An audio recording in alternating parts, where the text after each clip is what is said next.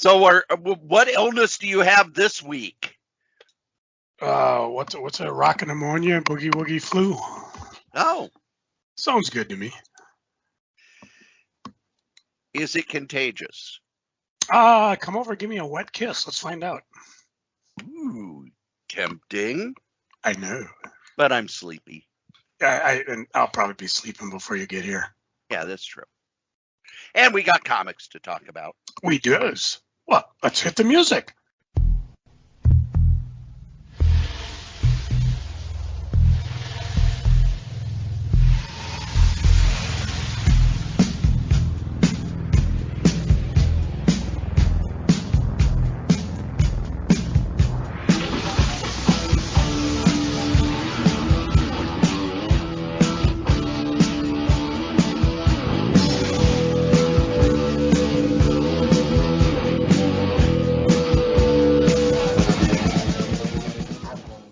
Hello and welcome once again to Crazy Comics and Stories. It's me, your charming and delightful old Uncle Rap Bastard. And at the other end of this series of tubes and wires that we call the internets is Joe, Crazy Writer. How you doing today, Joe? I'm okay. I can get through this. Hang on a second. Ooh, boy, that sucker flew. I'm better. Now, you've had all kinds of illnesses the past. Oh, my. I was going to save it for freaking, but as you know, Cory had to reach into the fill-in bag for last week's episode because after 2 years, everybody in the household catching the C word, including my lovely wife twice, I finally got it. And if you go all the way back, I don't know, did you drop that I had COVID the last time was it the previews podcast? Yeah, the previews podcast is titled Joe's COVID Preview. I mean, that's how out of it I was. I had COVID at the time. I had taken a test that came up negative. And what had happened is I went to bed Tuesday and I had one of those headaches. And usually when I have it, it's because, okay, yeah, you've been up over 12 hours and you're pushing it. When I woke up the next day, I felt like crap. You know, I felt run down. I had a cough, as was apparent on the podcast. So right away, Chris was like, well, take a COVID test. I did. Came up negative because that night we took my mom and dad to go see a Saints game, the minor league baseball team in town, because they were playing the Toledo Mud Hens. I think I was geeking on that last podcast we were together. And Thursday, I was just down. I was able to get it together enough to do the podcast, obviously. And Friday, I just called in sick because I just felt bad. And my wife's like, well, take another COVID test. And I'm like, do you have an at-home COVID test, Cory? Have you? I have a bunch of them because Same they were giving them away free, and I work at the group home, so I kind of need to be extra careful about it. And I figured, might as well check it. And I swear, usually what I do is I get up. I like to watch the Jason show, local talk show guy, because he's a geek like you and me, Cory. He talks our language. I'll put together my eBay and then I go to work. I usually drop it in the mailbox. Well, since I called in sick, I figured, well, I'll do my eBay. I do the COVID test. I figure I'll walk to the post office, which is, the mailbox, which is like 2 blocks away, which is good because I'm feeling run down. I'm thinking, well, maybe I need some vitamin D. I've been feeling kind of lethargic ever since the hernia surgery, but this was even worse. And if you've ever done it, if you haven't done it, good for you. But it's one of those spit tests, and it's like a junior chemistry test. I've done them so many times. It's like, okay, put the mixture in, take a swab up the nose, stick it in there, seal it, shake it, 3 drops. And before the first fucking drop hit, that line was already there. And I was like, oh, sweet. Yeah, normally you wait 15 minutes. And if you even get a slight line, you get the one line, that just says, yeah, the test is working.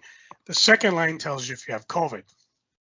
And it was like there almost instantly the minute the drop hit. And you have to put like 3 drops in it. So I'm like, oh, shit.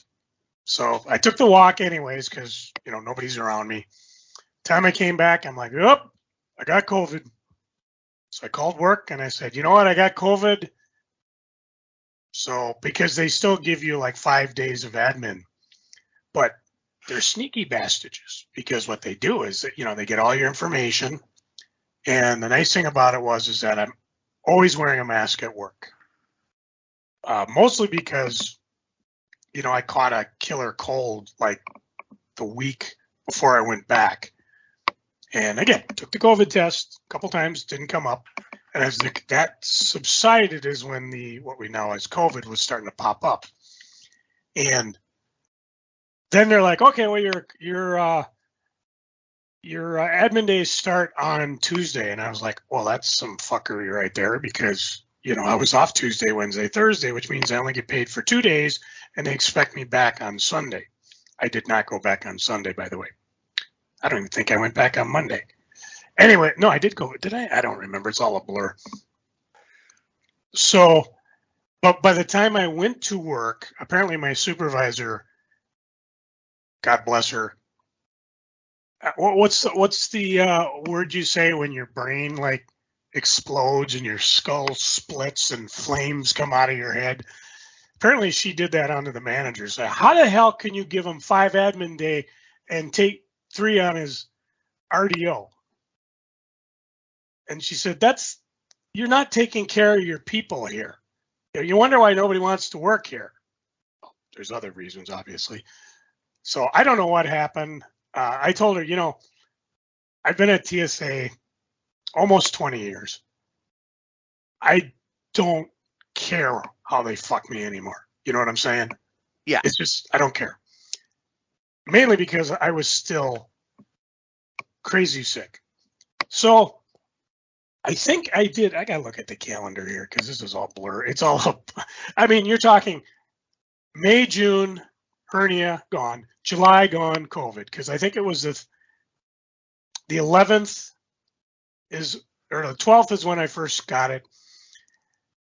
So on the 20th, I think I did go back to work on the 18th, which was dumb. I should have stayed home, but I'm like, I'm out of sick time. Or maybe I didn't. I don't recall. All I know is I woke up on the 20th and my eyes looked like somebody punched me. And they hurt. They weren't crusty. And I'm thinking, do I got pink eye? And I'm not quite sure what to do because the last time I had pink eye was like 10 years ago. And the doctors don't even want you in the office if you have pink eye. It's that contagious. So yeah, I look it up, and apparently there is a 4 to 6% chance that you will have pink eye after catching COVID. They don't know why. They're not going to study it because if you have pink eye, it's not really that serious. You take drops, it clears up. Certainly not as serious as I can't breathe. Let's get you to the hospital. I did call the doctor, and they run. Did you injure your eye? Did you irritate your eye? Do you have allergies? You want to make sure eyes are not red because of anything else. I did not have the typical crusty buildup. It was just my eyes were red. They felt dry, and it actually hurt to look at computer screens, and it hurt to look at TV, which what the hell am I going to do now? Because that's kind of your, what gets you placid. So I emailed Cory. Excuse me. I emailed Cory on the 21st. He said, I can't do it. What did you put up for fill in? I would have to look. And I really didn't care. I just had to cough. I figured I'd get you to talk. Besides, I'll go look. But no, I just relaxed. By Sunday, it had cleared up. I went back to work. I had the mask on. Oh, that Thursday, though, I felt just lethargic. I mean, I all I wanted to do was go to sleep. And I already was having trouble sleeping because of COVID, literally up all night. And then at 6 o'clock, I'd fall asleep for 4 hours, and then I'd get up, kind of wander through my day. And I knew if I got to get back to work, I got to get back going. And eventually I got my sleep schedule back. But it, again, the headache right away, the lethargic, I still feel. I got the cough. So if I suddenly mute, I learned to use my mute so I don't cough. But most of the hard symptoms were gone. Never had any problems breathing. The pink eye cleared up, which was, again, really weird. So that was my fun. Oh, and there's more to it as well, but I'll save that for freaking. How about you, Cory? How are things on your end of the world? Been very, very busy. Very, very busy. Remember how I said that I have told the group home that I'm not going to work Friday evenings anymore? Uh-huh. Boy, are they throwing money at me.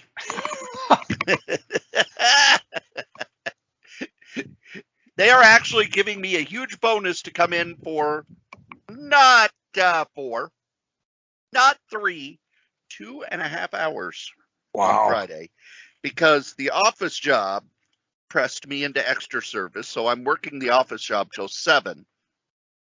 And I said, well, and then the group home is, we desperately, desperately need you Friday night there anyway, blah, blah, blah. And I said, I cannot get there until at least 7:30 because I've already made another commitment. And they said, we'll take it. We'll give you a bonus. So I will be there from 7:30 to 10 while the clients are all pretty much asleep. So I get to come in and watch Star Trek and get a bonus for it. Cool. The wrestling job has learned how to do that too, by the way. Oh. Because Saturday, I'm enjoying my Saturday off. I get a panicked email from Mike Johnson at pwinsider.com. Look, my power has been off. Even though they say it'll come back on, it may not be on. Can you cover the Ring of Honor show? So Saturday night, I'm covering a Ring of Honor show. Then I have to do, I have to type it up. Then I have to do audio. And then I had to work at the group home Sunday at 7 a.m. So I'm just dead. And as I've often said, when you stop at the gas station at 6 in the morning on a Sunday, no one is happy to be there. None of the customers, none of the employees, no one. No one wants to be there at 6 a.m. on a Saturday morning. The office job is still crazy busy. They're basically pushing overtime so hard, and they're giving bonuses too because they're terrible planning. We had no idea people would leave for other jobs. TSA's got that same thing going. They call it mandatory overtime. And usually it's like per pay period, which is 2 weeks, but they got tricky this time. Because usually I'll just do them, bang, bang, get it over with. They're like, nope. They're doing 2 3-block weeks that you have to do mandatory overtime. And if you work 8 hours, because usually you go in, it's busy, and you go home, they'll give you $100. Yeah. I'm like, I just did it because my wife's in Reno this week, and I had nothing else to do. Except get sick. Well, I was going to leave. You're gonna find some new illness. Yeah, well, I was just going to leave, and since my plan was leave at 4 o'clock, visit a couple comic stores, and go home. And I was like, you know what? It's not busy. We got past the busy, but they do need people because, if you only got 3 people in the room, it takes somebody's got a gun. You got to do that manually. Oh, there's some oversized we can't fit in the machine. Got to do that manually. Oh, look, we got an alarm. Now I got to wait for my supervisor. And we got regular bags. So if you don't have a lot of people, it gets busy fast. And I was like, whatever. Even the acting, I think he's acting FSD, Federal Security Director. He came by and he was like, how you doing? I said, I'm recovered from my COVID. I'm here to do overtime. I could use the money. He goes, well, if you stay 8 hours, you get $100. I said, that's fine. I said, I don't mind it. My paycheck will come. It's all good. You know, he knows I've been here 20 years. Compared to how I was at the beginning of TSA, where I was an overtime whore, just give it to me.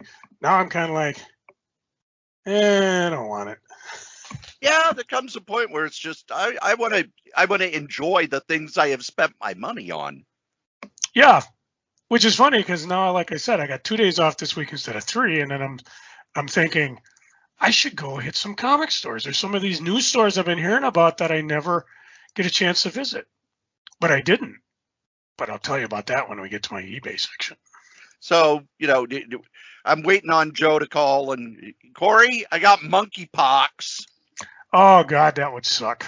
We're going to start with some sad news, real sad news. Yeah.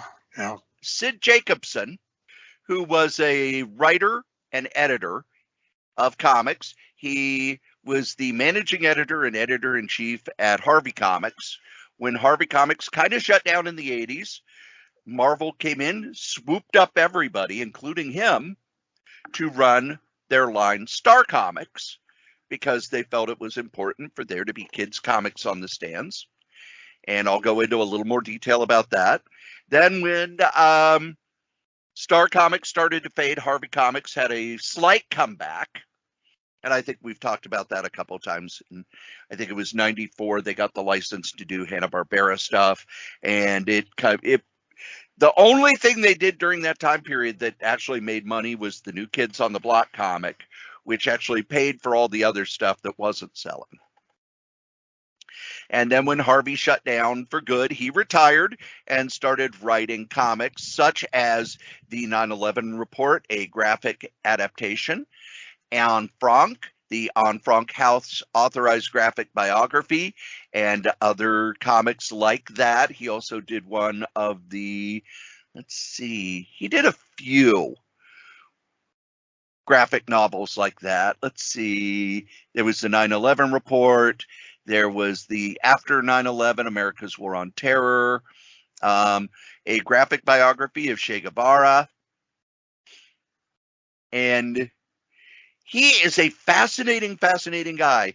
Before he worked at while he worked at Harvey Comics back in the 50s and 60s, he also wrote songs. And he wrote songs that became hits, such as Frankie Avalon's A Boy Without a Girl, Earl Grant, At the End of the Rainbow, Dion and the Belmonts, Johnny Mathis. Even though he couldn't read music, he wrote songs that were hits and made him money. He also worked on a lot of the writing the Harvey comics, such as Casper, Richie Rich, Little Dot, Little Lotta. When Harvey started to fade away in 81, 82, Marvel made a play to buy Harvey Comics. But Harvey was being passed from, now we would call them venture capital firms, but it was basically investment firms who, we bought this because we think we'll be able to make a lot of money off it. Well, we didn't make any money, so we're going to sell it to these guys. And they think they're going to make a bunch of money off it, but they never started doing comics under all these people. So when he came over to Marvel, he launched Star Comics with books like Royal Roy, Top Dog, Planet Terry, and Heathcliff was later, I believe. I just remember a Heathcliff Top Dog crossover. Yep, Heathcliff, I believe, was the second wave. But that first wave of Star Comics got them sued. Shh, you want to get sued? Wally the Wizard and Royal Roy, the people who owned Harvey Comics at the time, said, wait, that's way too close to what we do. So they got sued. That's why those books went away after a while. It wasn't that they lost the lawsuit. It's just they didn't want to deal with it anymore. So let's see. The first Star comic they did, does Joe know what was the first Star comic? I want to say Top Dog just because I've found a bunch of them in my collection lately.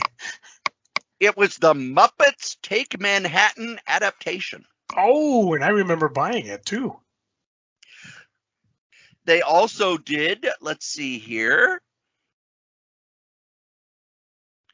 Let's see, it was Harvey Comics sued Star Comics for copyright infringement, claiming that Royal Roy was a blatant copy of Richie Rich. Title was canceled after 6 issues due to the similarity. They also did a whole ton of toy tie-in comics. And it's weird that G.I. Joe and Transformers were regular Marvel comics. However, books such as, let's see what they were. Captain Planet, Police Academy, Silverhawks, Defenders of the Earth, Inhumanoids, Droids, and Ewoks were all Star Comics, as were Air Raiders, Alf, Bullwinkle and Rocky, Care Bears. Let's see, Chuck Norris Karate Commandos. Saturday. Who drew Chuck Norris Karate Commandos, Joe?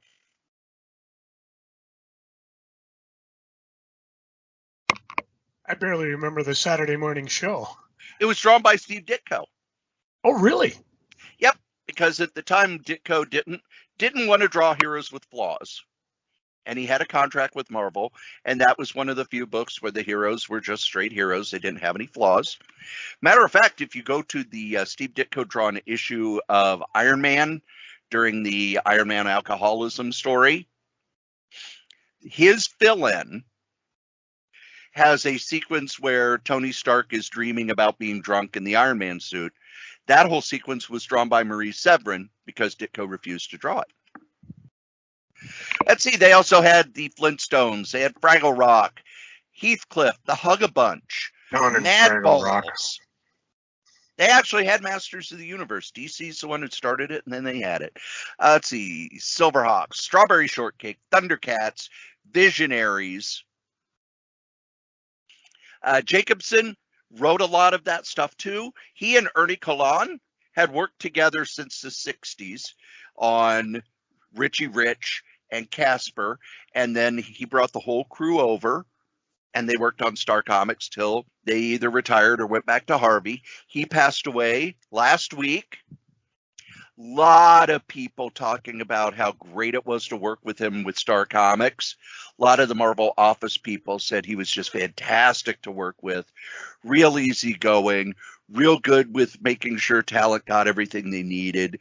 The Star Comics crew he brought in from Harvey were all exceptionally professional. They always got stuff in early.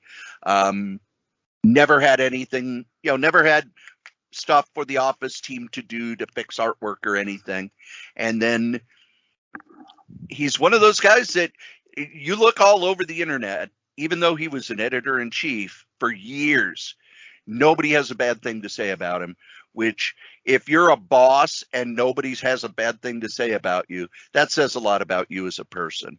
So he passed away last week. And Joe, I wanted to ask you, what are your memories of Harvey Comics? Do you remember us reading them as a kid? I know that you made a joke earlier today about reading them now, but were you a Harvey Comics kid? I did not seek out Harvey Comics. And again, my cutoff is always, I call it BC, before collecting. Before collecting, I liked Richie Rich. I tolerated Little Dot. I didn't like Little Lotta. I think, is that her name? Yep. And did they do Casper? Yes, they did. I thought you would be a Casper guy because Casper was tied in with the Cub Scouts. No, I mean, these were comics. If they were around, I'd pick them up. Richie Rich was probably my top. Hot Stuff, same thing. Wendy. Again, if they were there, I read them. I wouldn't go out of my way to pick them up. And after BC, after I started collecting comics, didn't really see them a lot in stores. Most of the time I'd find them sometimes in grocery stores, mostly at friends' houses. Sometimes if I went to like Goodwill, they might have a bundle of them and I'd pick them up to read, but I didn't hang on to them. Now, I was a Harvey kid. When I was in the Cub Scouts, of course, every one of my mom's friends would pick me up the Casper Cub Scout comics. but I preferred Richie Rich. I thought Richie Rich was pretty cool. And even with Richie Rich, it was one of his side characters I liked the best, and that was Jackie Jokers, who was a kid who was a stand-up comic.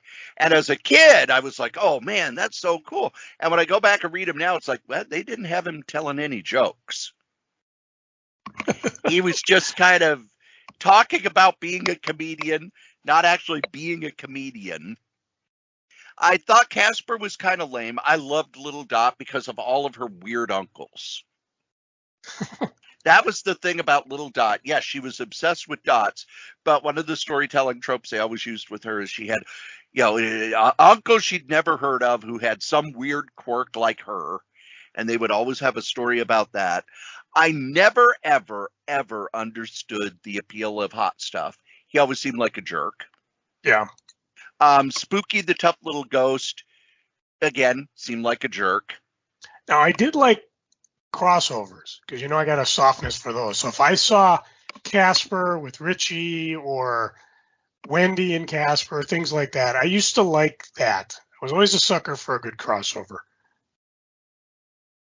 There was one character that they were starting to introduce when Harvey went away. I have done everything I can to find out more about him. But I guess he was just in these little, 3-panel ads they would have, for stuff that's coming. And it would be Richie Rich talking to all his friends. And here's our new friend, Artie Awards.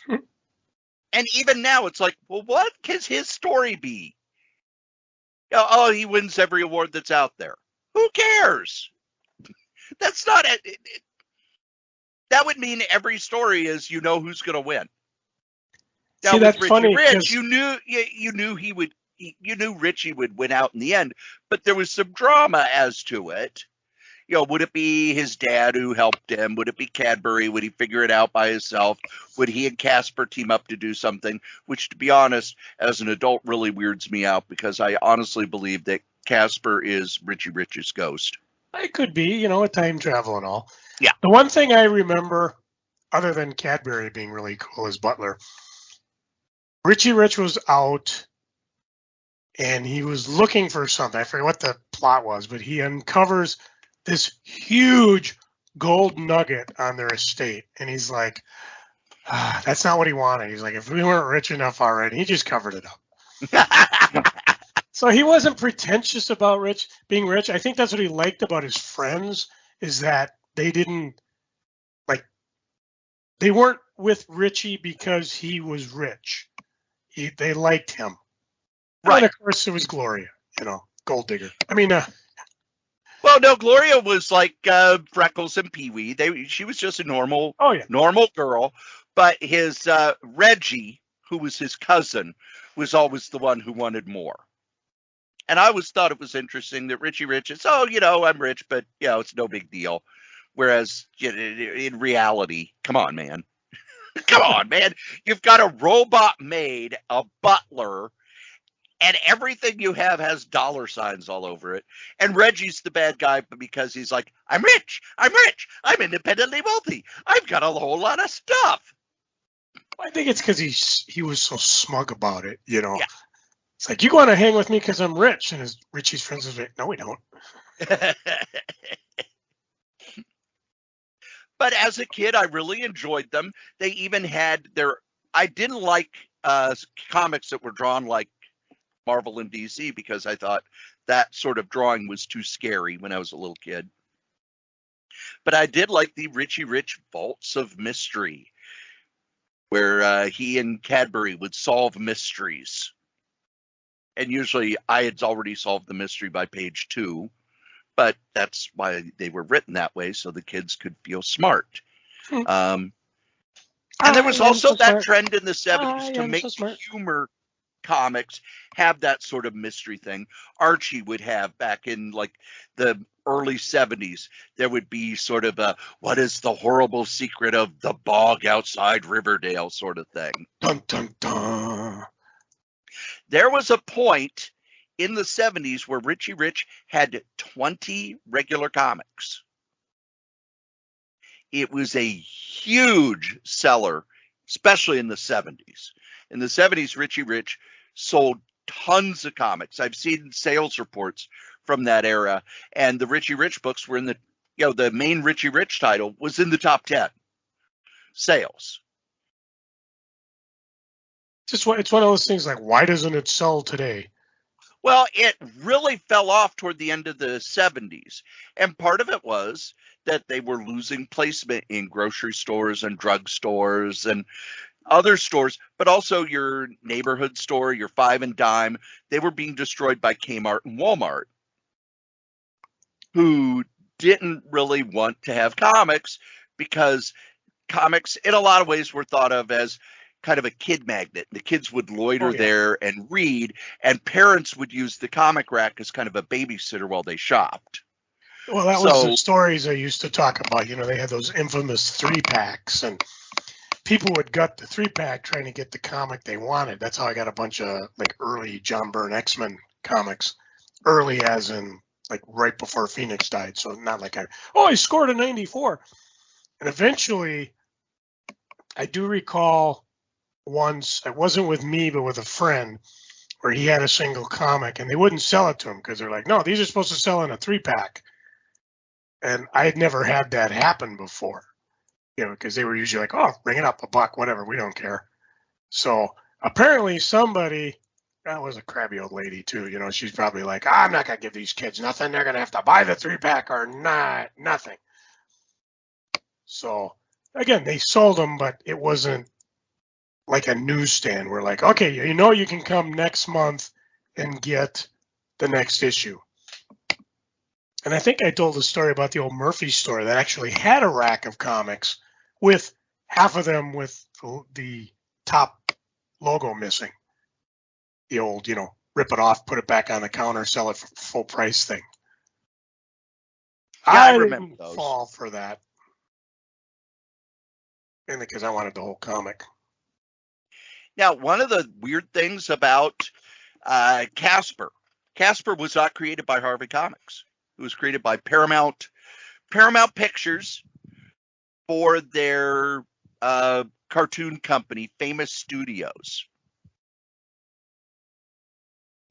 But when Paramount shut down their animation line, they sold all the characters to Harvey. They sold them Little Audrey, Casper the Friendly Ghost, Baby Huey, Herman and Catnip. And that's why Casper is owned by Harvey and not by Paramount, even though those Paramount cartoons were what Casper was based on. I always thought that was a little weird that they just, screw it. And they sold it in 1951 when they could have been licensing the stuff to TV. Because in a lot of ways, that's where Warner Brothers characters really became huge, was when they started repackaging the Looney Tunes stuff for television. I do remember on I think it was the independent affiliate, they used to do the old Harvey Casper cartoons. Yes. Which was kind of the same thing over and over, He wanted a friend and everybody'd see the ghost and a ghost and freak out and Casper would feel bad. And then the next cartoon, same thing. Now, they repackaged those cartoons, sold them as Harvey Toons, and Harvey continued production of new comics and a handful of new cartoons for TV, including ones for Casper the Friendly Ghost. They also had Spooky the Little Tough Ghost, the Ghostly Trio, things like that. They were added to the line, but most of those did not make it to the cartoon. And I remember even as a kid, they'd have the little thing on the ad page where Harvey cartoons are playing in your neighborhood. And I would look and it's, no, they're not playing anywhere near Peoria. Because we didn't have any of those we didn't have a lot of the syndicated packages that other places had. Because Peoria was such a small market, they had no money. We had black and white comedies and stuff. We did have a cartoon show that got Deputy Dog and all the stuff from that animation studio. And when I go back and look at it now, oh my God, those are ugly and bad. But the show was Captain Jinx and Salty Sam, who were pirates. And that was our only kid show. They did show, when that went away, they did show the Mickey Mouse Club reruns. But most of what we got was, we got Addams Family and Munsters and Leave It to Beaver and we had Partridge Family. Make Room for Daddy. Yeah, well, you guys were getting newer shows in your good markets. We did have the Mickey Mouse Club, because I remember in the 70s watching that, which is cool because I just wanted to see the cartoons. I didn't really care about anything else. I did like Spin and Marty because they were on a dude ranch and had horses and stuff, and we had horses, so cool. I could be like them. And when I think back, I can't remember any Spin and Marty story at all, other than when Annette Funicello went to visit them. That's all I remember from Spin and Marty. So it must have been really, really exciting. Really riveting. Now, was there any news out of San Diego that made you kind of go, News, no, but when we get to geeking, I'll talk about all the previews that I watched, and I am utterly, right now we're kind of in a bit of a dry spell for me TV-wise, because other than Orville, there's nothing that I'm like, oh my God, I gotta watch it. And we don't really, I haven't watched Invincibles. I haven't watched Ms. Marvel. I watched one episode of Moon Knight. I haven't watched The Boys. I got lots of things I could watch, but I'm just not hyped about it, and other than that, I really didn't pay attention much to San Diego. I do got to give a shout out to Dan Wiesemeyer, though, because he was posting pictures while he was out there, and it was fun. I appreciate that. He's out there, of course, getting his just dues, as I call it, because Dan's got so much talent. And with the revival of the X-Men animated series, again, that's something I could be watching too. He's doing the art he had that big hardcover book that we talked about a little bit past. He's had the art done on the new line of toys that Hasbro's putting out, where all the figures are in VHS boxes, and they're crazy expensive. I can't find them anywhere but Hasbro. And I got to the point where I'm like, I was going to collect them all because they look really cool when you put them up. And it's a new line of toys, because the big thing they're doing now, they've discovered that some people are buying toys, taking something out of it, or even replacing the entire effing toy and returning the junk piece. And Target, Walmart, they don't know what's going on. So they're coming out with, if you ever go back to the collector section, they have box sets, and so they don't know if they're going to have cellophane windows, but it sounds like initially you're going to get a figure, it's going to be sealed, it's going to be boxed. You're not going to be able to look at the figure without buying it first. And even then, if you buy it, some places like Target once you open a collector figure, they will not take it back. I've heard As they should. No, I agree. It's kind of like Pokemon cards or candy, whatever. You don't open it and return it. And it wasn't something that they were going to do, but they're discovering, like I said, unscrupulous collectors, or they're buying the piece and then returning it. Even sometimes in Hot Wheels, somebody will open the box, take the exclusive car out, and then replace it with a junk car and return it. And then, of course, the next kid comes along and buys it. He doesn't know any better. Again, way off what was going on in San Diego. But so just some different things coming up. The X-Men line, which I have not, I've got one coming, and I suppose when I get it, I'm going to go, oh, that's so cool. But other than that, I really wasn't paying attention much to what was going on in San Diego, because I'm kind of like, it'll all be repeated on the news. It'll be repeated on the different talk shows. I'm sure you might have seen something that I didn't care about that maybe you caught. There was next to no comic news. Oh yeah, comic news, no. The biggest comic news was that it is kind of open secret in comics now that Oni Press is dead. Oh, really? Yeah, they fired just about all the office staff. Oh, yeah, we talked about that. I remember. I didn't. Well, at least we got all Keiju Max out of it. Yeah. And Scott Pilgrim. And let's see, what was that? Six bullets, something like that. I can't remember. I'd have to dig it up. They had good books back in the day. Lately, they've been moving toward the young adult line, and I'm kind of surprised that it is falling apart. But one of the people said, yeah, all you need to do is look at their press release to know they've gotten rid of all the office staff. No person with any PR experience would have released that press release. It wasn't in the correct format for newspapers and magazines and websites, etc. And it was so poorly worded you couldn't figure out what the hell they were saying. But I do want to talk about a big news story that dropped during San Diego. Had nothing to do with San Diego, nothing to do with comics really, but something to do with what we talk about. Ooh. Vince McMahon, late Friday of last week, retired. I'm shocked. Shocked, I tell you. And it was very much a, I've just realized I'm 77 years old and it's time for me to retire. So shall I tell you the true story? Shall I tell you the He's true passed story? away, so I don't think he'll mind if I do Paul Harvey, and now the rest of the story. Look it up, kids. It's on Google. Well, about a week and a half before he put out the retirement release, they completed their, the board completed their investigation, we have heard, and there's a whole lot more that's going to be dropping in the next few weeks. There's a huge story going to be on Bryant Gumbel's HBO sports show with a lot of new stuff. The Wall Street Journal is prepping a major story. Variety had a story run.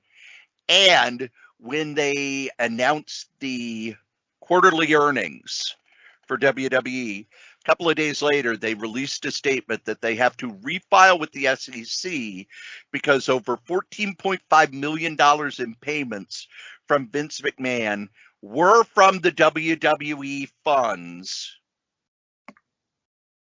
and must be reported to the Security and Exchange Commission. The Security and Exchange Commission will be investigating Vincent Kennedy McMahon. He was removed from everything. He is completely gone from the company. He has no say in anything. He is still the number one stockholder, but you will probably see over the next few months where they move his stock to a non-voting status.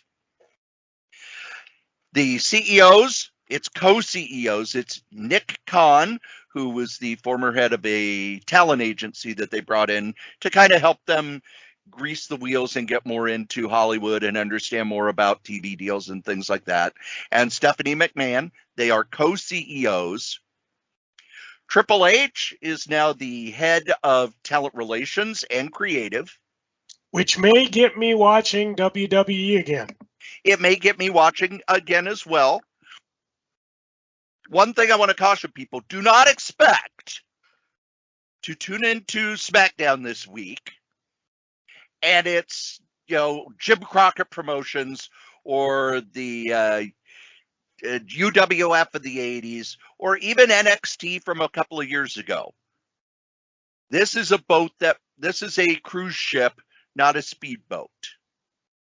And they have a lot of masters to answer to. From what I hear, Raw was already sort of laid out. Raw this week was already laid out. Very few changes were made. The biggest thing you're going to see, and a lot of people who work backstage are telling every dirt sheet and reporter they can, is that the biggest thing you're going to see is they're not going to be repeating the same thing over and over again, because one of the big things that's been happening with WWE over the past 2 years is they will put a show together, and then the morning of the show, Vince will look it over, he'll hate it, he'll rip it up, and pretty much put in the same things that he's done the past few weeks because he didn't quite remember he'd done them before. And the guy's 77. You know, I completely understand that. But it always made it hard, especially on Raw, when they would rip up the script and they would be writing when Raw would start. They would not know they would know what the main event is, but they wouldn't know how they were getting there when they started the show. So you're going to see a lot of that, where that's going to go away. Things are going to get smoother. I would imagine we'll start seeing changes after SummerSlam, because SummerSlam was locked. And I also hope that there's two things that they need to do. And again, may have talked about this, I know, in wrestling circles. Do the long-term planning. You know, don't hotshot stuff. You know, sometimes a major show would be coming up, like WrestleMania, and you're like, you haven't even announced your undercard. Whereas in the days when I watched, and I'm talking 80s with Hulk Hogan and the Attitude Era, they had this stuff going since Christmas. I mean, you were dying to get to WrestleMania because they've been fighting. I mean, the whole Andre Hulk fight in WrestleMania 3 was going on for the longest time. I remember watching main event Saturday night, and we were all like, oh my God, Hogan and Andre are together. And Andre would swing and Hulk would block him, hit Andre twice, and then, of course, everybody piled on and broke him up. And with Triple H, who is a student of wrestling, it's going to take time, like you said, Cory, but I hope he gets into that. He'll start making it so, hey, why are these two fighting? There's a reason for it. That's the storyline. The resolution, they're in the ring fighting it out. And as far as I'm concerned, he could just dig up old WCW, old AWA tapes. It's all in their vault, and just reuse all those old storylines, because other than you and I and some older guys, nobody knows these old stories, and they could get a lot of mileage out of that.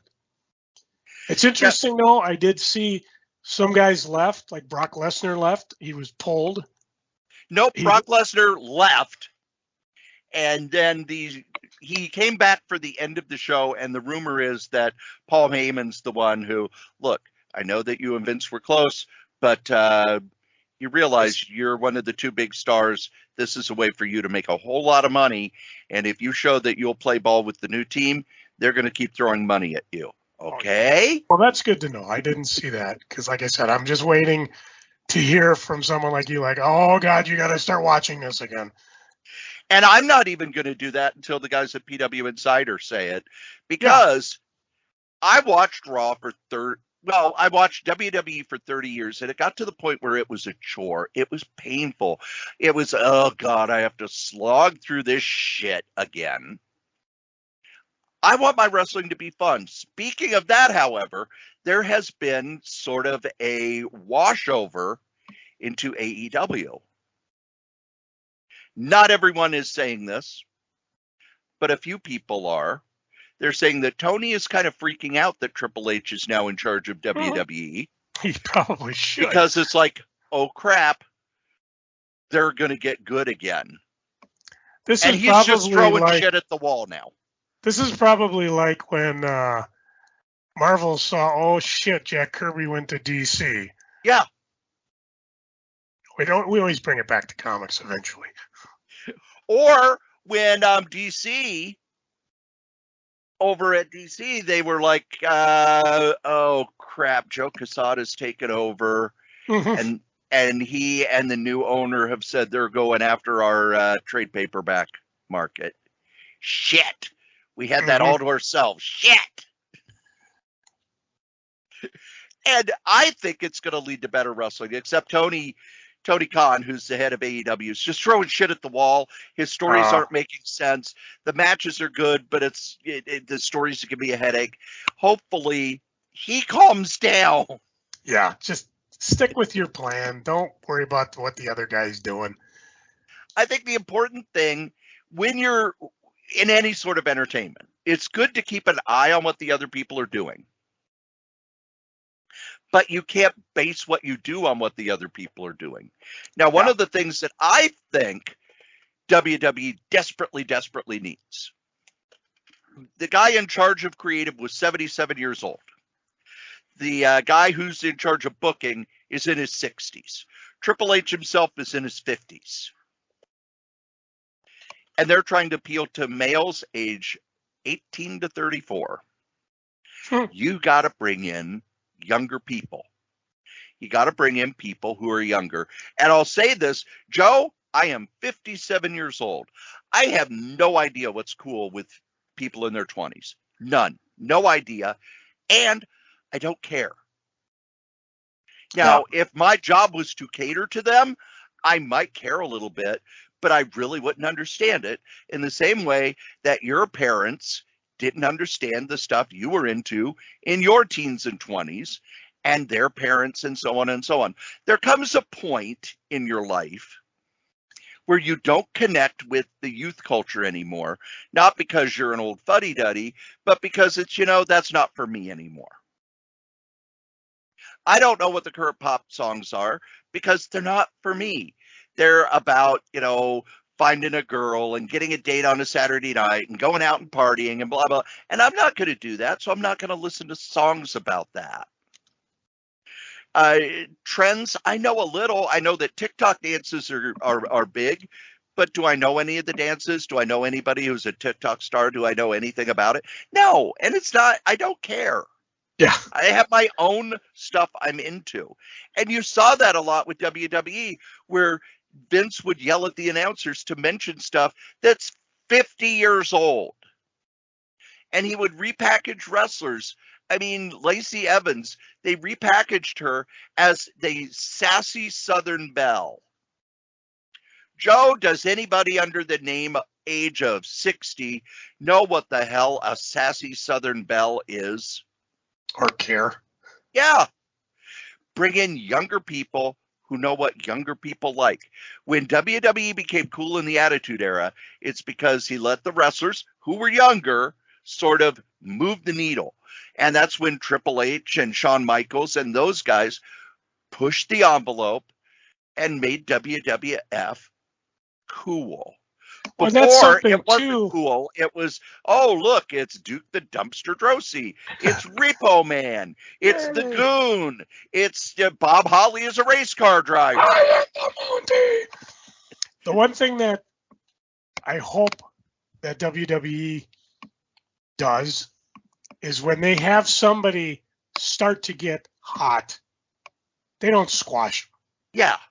Because they are terrible at that. And again, this is just, if you ever read WWE, this is Vince's fun. He liked to build a guy up, destroy you, put you at the bottom. You might have been just in the main event last week, and now you're going to be in the lower cards for a while just to see what you did, because you got to fight for your opportunity. Yeah, well, you keep taking it away. It was just some perversion he had. I don't understand why he did it, but every time I read a book, to see how you would react. Remember when Brock Lesnar came back? First thing he did, he had to job to John Cena. Now that I agreed with, because one of the reasons the way Brock he Lesnar left is, you mean I got to lose? I got to lose to Undertaker? I got to lose to these guys? No, I'm not losing. Fuck this. I'm going to go to the NFL. So, but let's take a guy like... But it's a terrible way to run your company. But because you just squash talent. Well, I did in a bit, because how many times had we seen a push happen, and it just fizzled? For Brock, it was different. For Brock, it was, are you going to play ball with us? Yeah, but let's take again, Dolph Brock was Ziggler. different, but all the people that stood at it. I mean, we could go on and on, but you got somewhere else you want to go with this. Yeah. Let's take Dolph Ziggler. Now, Dolph came in, hell of a worker.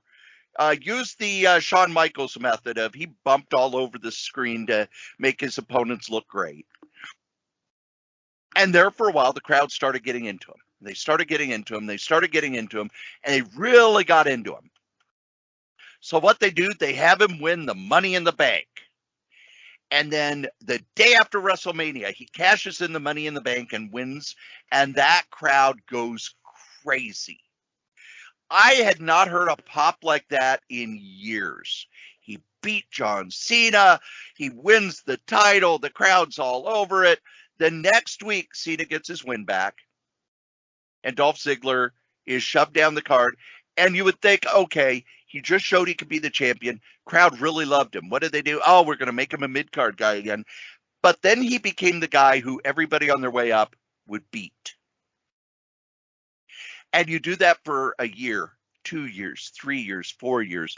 And then Vince would go, okay, it's time to heat him up again. And the crowd just didn't care. Why? Because he's been losing for 4 years. You have to, first off, you can't destroy your roster at the expense of one guy. Remember the Nexus? When they came in and they beat the shit out of everybody, and everybody was scared of them. And 2 weeks later, they had a match with the whole team had a match with John Cena, and he beat them all one at a time. Boom, boom, boom, boom, boom, and they were done. Yeah, they were just done. Why? Because one John Cena beats 7 guys.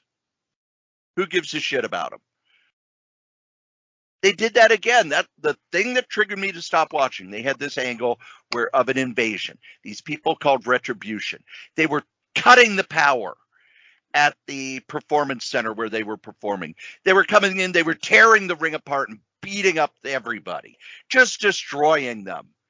Okay, then we're going to have the big confrontation. What happened? Well, we've given the Retribution contracts, so now they're wrestlers. No, these are invaders that you were fighting against. And now, now they're just wrestlers. And what happened? Their first week, MVP and Bobby Lashley destroyed all of them. All 6 of them. Boom. Defeated. It was a handicap tag team match. Bobby Lashley and MVP beat 6 people. The next week, they get beat again. No one cared. After that, they were just, okay, I guess they're jobbers now. And I even think of things like, was it Zack Ryder? Zack Ryder, who they told, go make yourself a star. And he did. He's the first guy to go to YouTube, made himself a huge star. Crowds were chanting for him. What do they do? Okay, we're going to beat him up. We're going to have John Cena John Cena steal his girlfriend. Kane's going to beat the shit out of him. He'll be in a wheelchair, and then Kane's going to push him off the stage when he's got a broken arm, broken leg, and he's all bandaged up. There you go. He even had his own song that I downloaded. That's how hot he was. It was just one of those fun things. He called himself, what was it, the Internet Champ or something? Yeah.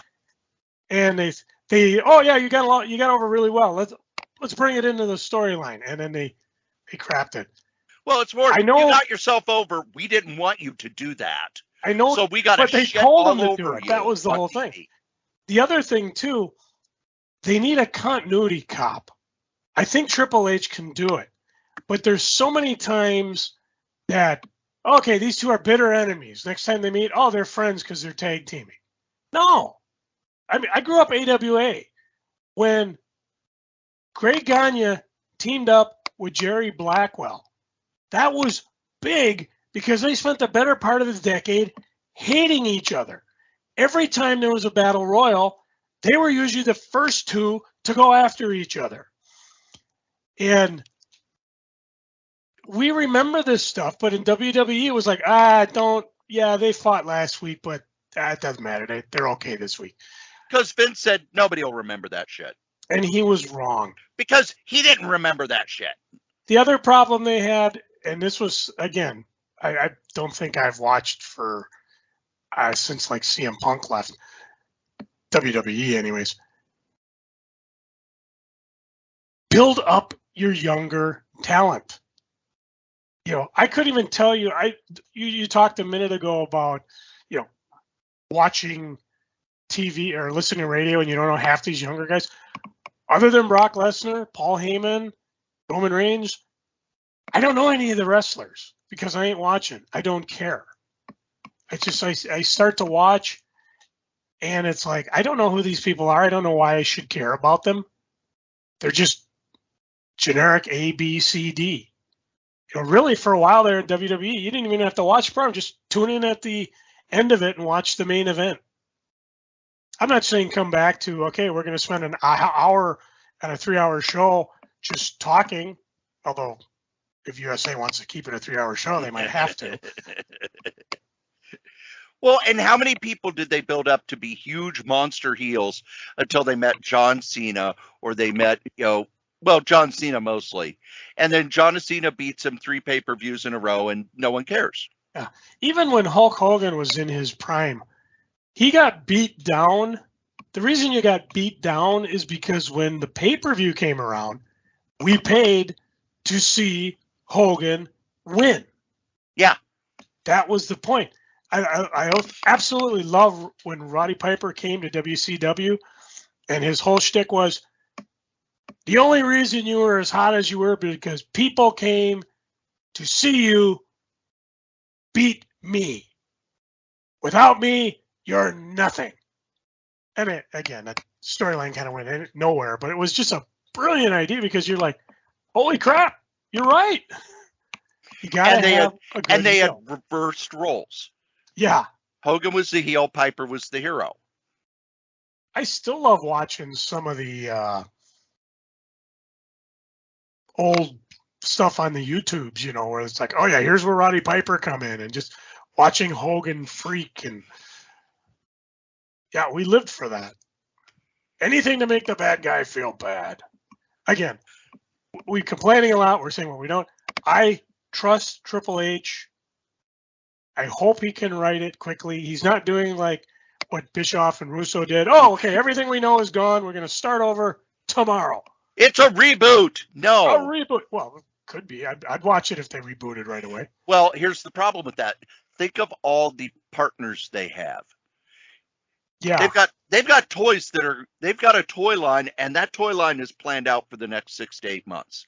They've got animated stuff. They've got series for Peacock. They've got their TV partners with Comcast and Fox. You think Fox was happy when they heard that Brock Lesnar had walked out, when they're paying WWE $205 million a year for SmackDown? Oh no, they were not happy. And that's why they were, Paul, get him back here. Get him back here now. So I don't think you're going to get a reset button. What I do think you're going to start seeing is they're going to tighten the bolts first.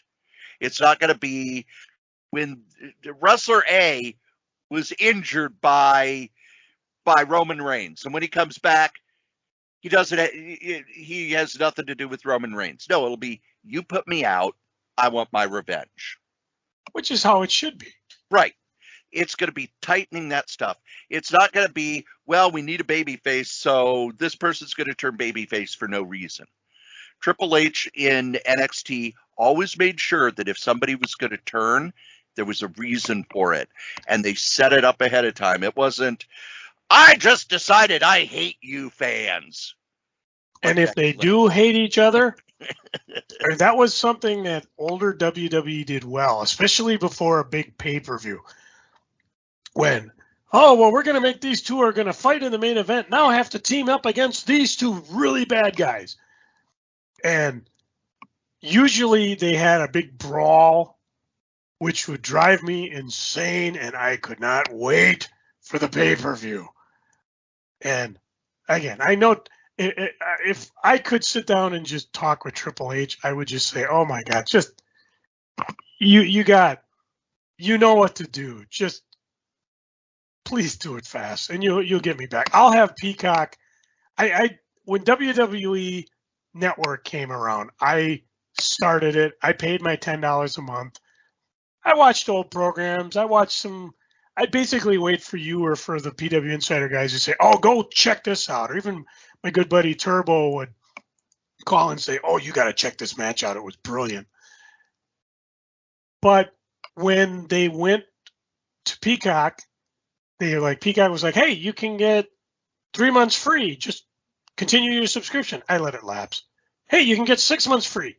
I got everybody else. I don't really need it. But Peacock, if you're listening, boy, if you can get behind Triple H and get him to turn around, I will plunk my money down so I can watch Raw. Not that Tony and AEW wants to hear that, but, hey. Well, you know who also wants you to plunk your money down, Joe? These guys are sponsors? Yes, they do. Our newest sponsor is NordVPN. Let's be honest, if you're out on the internet, you need a VPN to protect you. There's all sorts of things going on the internet where people can track you. You could accidentally download a keylogger, all sorts of things. NordVPN gives the best security possible. It has a password manager which generates complex passwords, syncs across all your devices, stores your notes and credit card information. It also gives you 10 gigabytes of private cloud storage, secure files. It backs up your data automatically. But the main thing it gives you is peace of mind. It gives you peace of mind when you're out on the internet, when you're streaming, when you're playing games, when you're listening to podcasts like this one. It gives you safety anywhere at any time. It protects your online activity. You get full access to all content. And if you use the link go.nordvpn.net sh3ku, it'll take you to where you can get a great deal for a 1-month plan, a 2-year plan, a 1-year plan. They are our newest sponsor. We're happy to have them. And if you would like to sponsor something here at any of the podcasts on the Solitaire Rose Network, you can. Just email me, solitairerosenetwork@gmail.com. Thanks. And I don't want you to plunk your money down. I just want to take some of your time, just a little bit of your time with all of these other podcasts. The Solitaire Rose Podcast Network is filled with all kinds of audio goodness. First, there's Crazy Comics and Stories. It's been going since 2010. It drops every Monday, and it has me, your charming and delightful old Uncle Rat Bastard, and Joe Crazy Writer talking comics, shenanigans, and whatever we're freaking and geeking about. Every Monday morning. It's been going since 2010, and it's available at crazycomics.solitairerose.com. Also on that same feed is the Solitaire Rose Podcast, which is me, again, your charming and delightful old Uncle Rat Bastard, doing interviews, talking about comics history, pretty much talking about whatever I want to talk about. We've also got Solo Joe, where Joe Crazy Writer does a solo podcast, and he hasn't done one in a while, so kick him in the shins to get him started. We also, on that same feed, have Solitaire Rose Series and Review, where we do DVD commentary of older comic book series. That's all at crazycomics.solitairerose.com. I also do a podcast with Wolfie B. Bad at badadvice.solitairerose.com, where we take listener questions and give them bad advice. There's also Novelcast, where I take the novels I've written and turn them into free audiobooks. That's at novels.solitairerose.com. There's also Fantastic Forecast, where myself and Adam Vermillion are going through the entire run of the Fantastic Four, 4 issues at a time. That's fantasticforecast.solitairerose.com. There are always more podcasts at the Solitaire Rose Podcast Network. Be there. Aloha. And before we get going, I figured this would be a good spot where we can talk about upcoming comic shows and stuff. There you go. I was going to say, Joe. Yeah, let's put it on.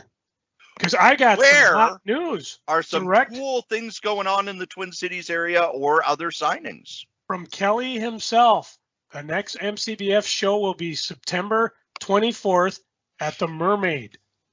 Again, that's all I know. He just sent me a quick text. I was chomping at the bit because this is just hot news right away. Of course, the week before that, our buddies at the Minnesota Comic Exchange Comic Show will have theirs up in Valley Creek Mall on September 17th. I think it's like a 9 a.m. to, I'm not sure when it is. I'll have to double check. But we got some time for that. And looking at some others, there's a couple that are people who haven't gotten a hold of us, but there's a Twin Cities Comic and Toy Expo show, August 20th, Bloomington, Minnesota at the Bloomington Armory, 10 a.m. to 4 p.m. free admission. So I will definitely be checking that out, mainly because I can go and then go to work right away. And then, excuse me, there is... Excuse me while I whip this out. Actually, my daughter helped me. She installed an ad blocker on my Chrome, so all these ads, even on YouTube, don't pop up. But every so often one pops up and it throws me because you're like, what? There's also from Nerd Street, Twin Cities Con, which is November 11th through 13th. This sounds more like a show because they're going to have the cast of My Hero Academia. There'll be Power Rangers there, the cast of Apex Legends, Mick Foley, John Glover from Smallville, Paul Schreier, Power Ranger, just kind of going down the list here, Chris Weitkamp from My Hero Academy, Kristen McGuire from That Time I Got Reincarnated as Slime, which I think is pretty funny. Let's see, Phil Lamar from Futurama, Samurai Jack's Book of Boba Fett. Yeah, this is more of a name con. Timothy Zahn. Keep flipping down. Timothy Zahn, great writer. Larry Hama from G.I. Joe, and of course I love it when the MASH episode comes on that he's on. An editor at Marvel for over a decade. Ming Chen from Comic Book Men. Yeah, they got a lot of lists here, and there are a lot of people that I would go and pay to see. You know, like Mick Foley would be fun. It all depends. You know, for me, the big problem is work and ticket prices and signings because they don't really have anything there. And they say check back regularly because the guest list is not final. So that should be kind of fun. So there's 4 for you. If you got something coming up, let us know because we'll blurb it on the podcast. And it doesn't have to be necessarily locally because this podcast goes out and around the world. And we'll, I'll blurb anything. You know me, I'm that type of guy. You'll even blurb your own YouTube page. Not your You'll even blurb your own eBay. Actually, I thought about YouTube, and I'll tell you why when we get to it. However, that's not what we're going to talk about. We're going to talk about eBay. And I've had a couple weeks when I was feeling better. I've been putting tons of stuff up. And even as we speak, I've been watching because all of a sudden 4 things have sold, which is kind of sweet. I'll just give you a quick list of things since every time I talk about, oh, I just put this online, it sells. Sold a couple My Little Pony, number 3 from Friendship is Magic, and these are different variant covers. Lady Pendragon, if you remember that one, they had a bunch of gold logo, chrome, flipbook variant thingies. I Hate Fairyland, the F variants. A Captain America, number 17, the Reg Morales variant cover, which was a high dollar book, about $50, to some of the lower end books like X-Men, number 1, the party variant cover that Marx Brooks did. That was during the dawn of X. A lot of Vampirillas sold. I sold a Green Arrow Volume 1 Into the Woods hardcover from the Brightest Day area. A Phantom comic from Moonstone, Phantom Ghost Who Walks, number 1, variant cover C. Scooby-Doo Team Up, number 12, that had, I believe, Harley Quinn in it. And it goes, Cory, do you remember Justice Machine? Yes, I do. I actually owned by my internet friend Mark Ellis now. He actually bought the property and has tried a couple of times to bring it back. Well, I had one of the original number 5s, which I wasn't aware of, and ended up selling it. So, and plus, I've got stuff since last Black Friday we got together. Hell, probably back from Free Comic Book Day from last year. Not the one we just went to, but previous. You know, I get these things super cheap, and I check, and it's like, if it's not in my collection, I'll eBay it. I mean, if I want to read it, I'll read it first. But, and I spent the last couple days prepping because I picked up a ton of Red Sonja and My Little Pony and Vampirilla, variant covers, regular covers, and silly cheap prices. And they're going to be on eBay at silly prices. In other words, they'll be the cheapest they'll be. But first, I had to get what I have in order because, believe me, when I sell right now, it used to be, okay, well, I'm not going to sort Red Sonja. Just put it in a Red Sonja pile. Okay, I got 87 Red Sonja. I'm looking for one. So I basically spent the last couple of days not only double checking to make sure I've got the lowest price on the eBays, but making sure I've got it correct in terms of, do I have the right picture up? I actually found a few where it's like, that's a very nice Belladonna #1 convention special exclusive gold foil variant cover with COA. However, it is not supposed to be on a Red Sonja #6 volume. So, just goofy things like that. Because, I get into a rut and sometimes at the end of the night I miss something. And of course, eBay loves it when I put in all the different specs, like, okay, who wrote it? Who's the variant cover? Is it a comic book? Is it a graphic novel? So I'm pretty happy to say I've got everything set. I got everything rocking and rolling. So if you jump to the eBays, you know where they are. Crazy, KRAYZ. As listeners of this here show, even if you're brand new listeners, send me a note. I got a couple notes. A couple guys want to trade. Some people are like, hey, will you take $8 for this? Yeah. One guy was like, I'm trying to pick up these, I think he was going after some of the later IDW G.I. Joes, which are really silly price because nobody was collecting them. And he's like, I'm trying to get this lower. Can you go any better? And it's like, well, I'll tell you what. I got it at $30. I'll cut it at half price because it's been sitting in my inventory for a while. That's why I'm crazy. You know what to do. Come get some. And now we get to my favorite part of the show. No. Testing. Oh. No, not where I go watch a whole bunch more episodes of Star Trek Strange New Worlds and let Joe finish the podcast himself. Are you caught up with it? No. Oh, God. When we get together. Although I did watch the so-called comedy episode. Oh, yeah, that was fun. When you get to the last episode, we're going to talk. It's freaking geeking, Joe. Oh, I'm still geeking. I haven't geeked so hard since the reveal that I am the Guardian forever. But that's Discovery. It has nothing to do with this. Freaking.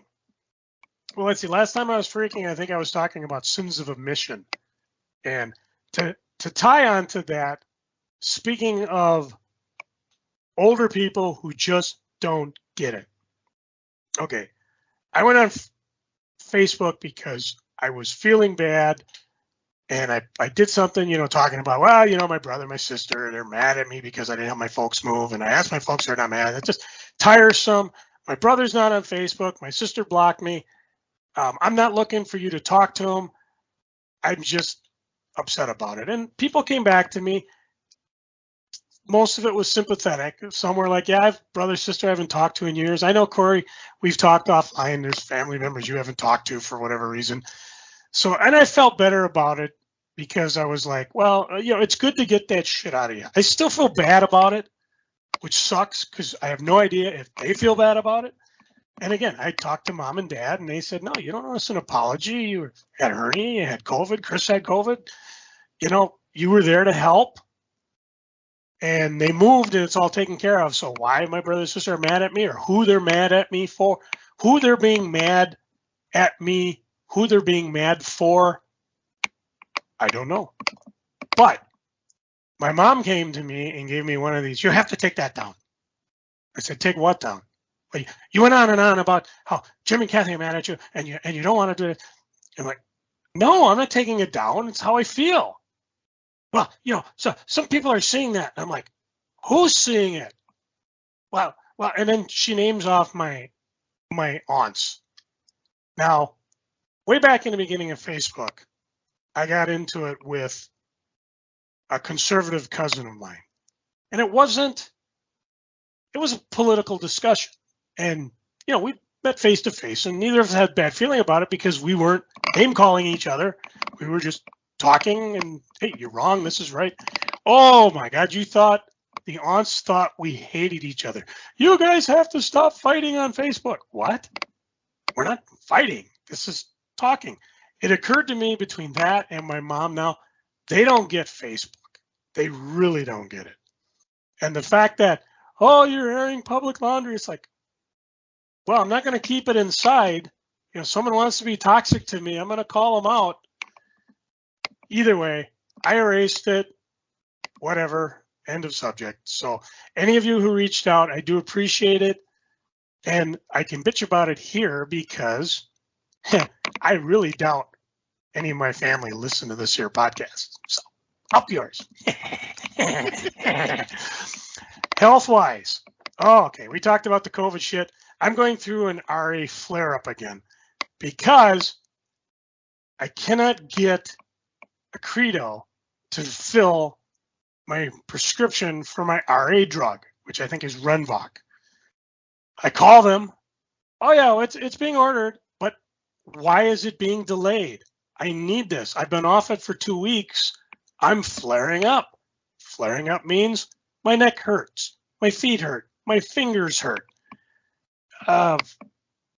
It hurts. I mean, this is part of what, like last year when I had the problem with my job and I couldn't pat down because I couldn't feel things in my fingers.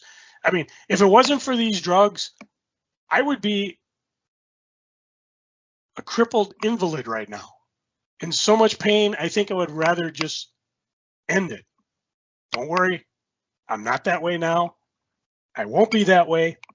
But I mean, the quality of life and pain for people with untreated RA is horrendous.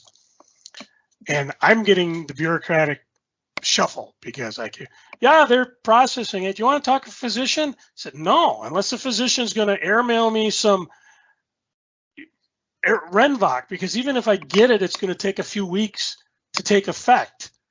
And I sent a note to my RA doctor. Said, I don't know what the F is going on, but it's time to switch gears and maybe try it again. I don't know if it's because I've got a new health insurance. I don't know. It's because somebody isn't talking. It's like, oh, we sent the request. Okay, well, who do I call with? It's frustrating as hell. You wonder why people hate healthcare. You wonder why Cory is stressed out all the time. And when I talk to these people, I don't yell because I know it ain't their fault. And if anything, they might be able to help me deal with it. But it's frustrating as fuck. We were going to do reviews, but we went down a rabbit hole. I'm going to talk about this one because I had it set aside for kind of a negative review, but I figure I'll talk about it now and then I don't have to deal with it if we ever do get to our review, which... Well, maybe next week. Well, maybe, but we're getting close to the previews time again if Box Day ever ships on time.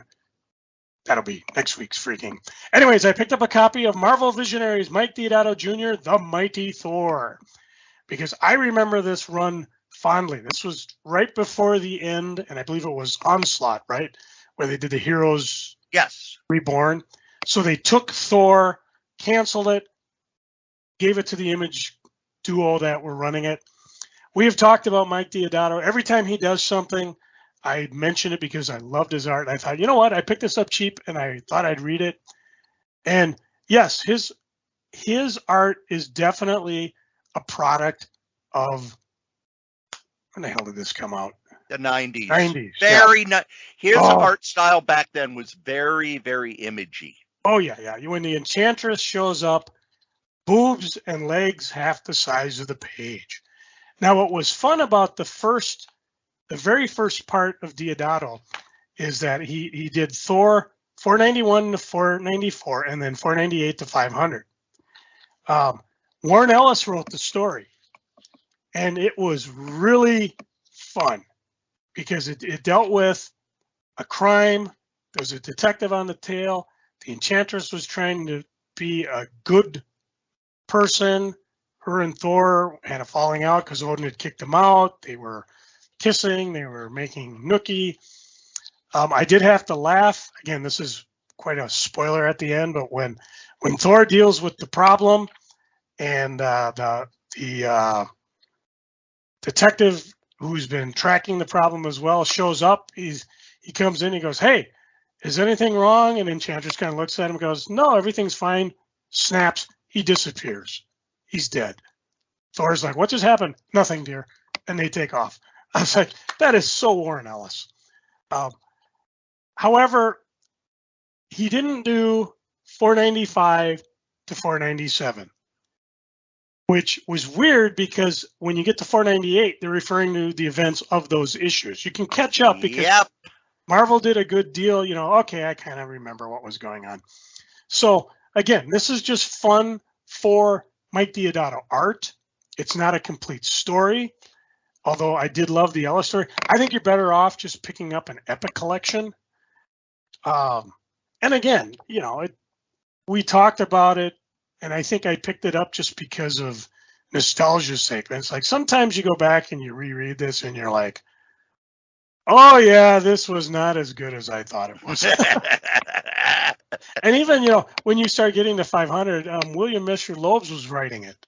So, but it was an ending, and again, it's going onto the eBays because I guess it was what it was. I got to revisit it. I probably would have better off going to Marvel Unlimited or just buying the other ones. So again, a book to avoid unless you're a real hardcore Mike Deodato fan. But again, do the Epic and get the whole storyline, and then it ends, and then you can jump back. Who started was it Jurgens, wasn't it? Yes. The store afterwards? Yeah, then just start up with them again.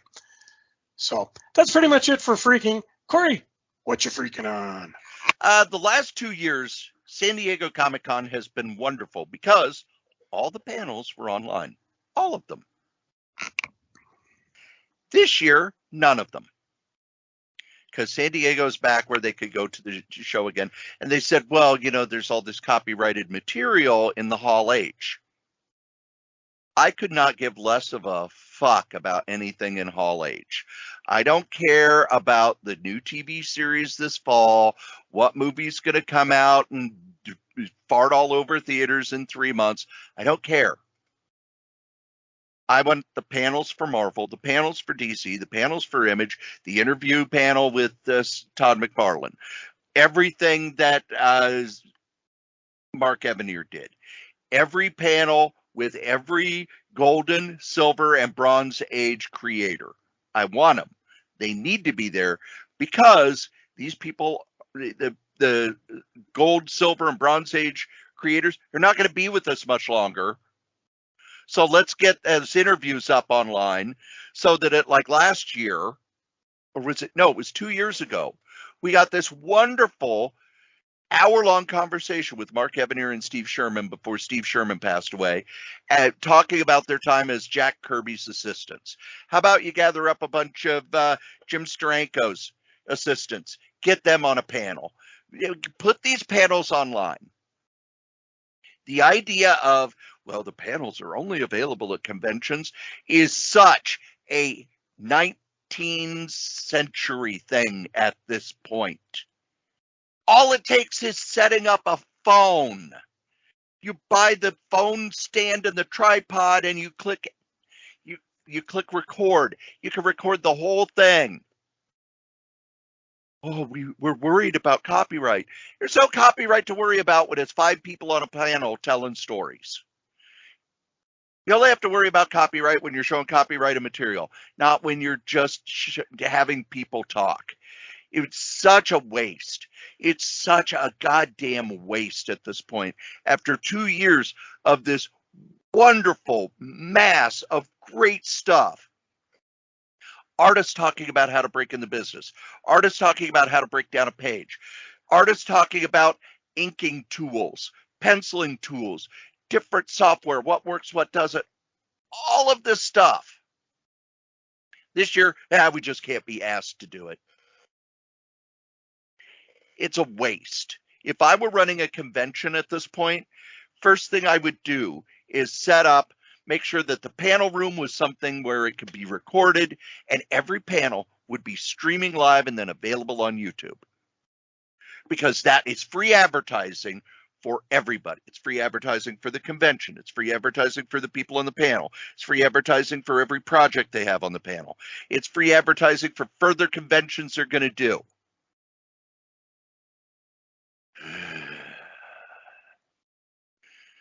Joe, pull me out of this tailspin. What are you geeking on? You know, I was talking about things that I'm really, really looking forward to. Again, I just sat and I watched a lot of trailers. Oh, the new She-Hulk. Oh, Sandman. Oh, my. You know, I'm a little bummed that, who's the actor from Lucifer wasn't quite going to play Lucifer. I thought that would have been a good tie-in. But whoever they got that's playing Lucifer is awesome.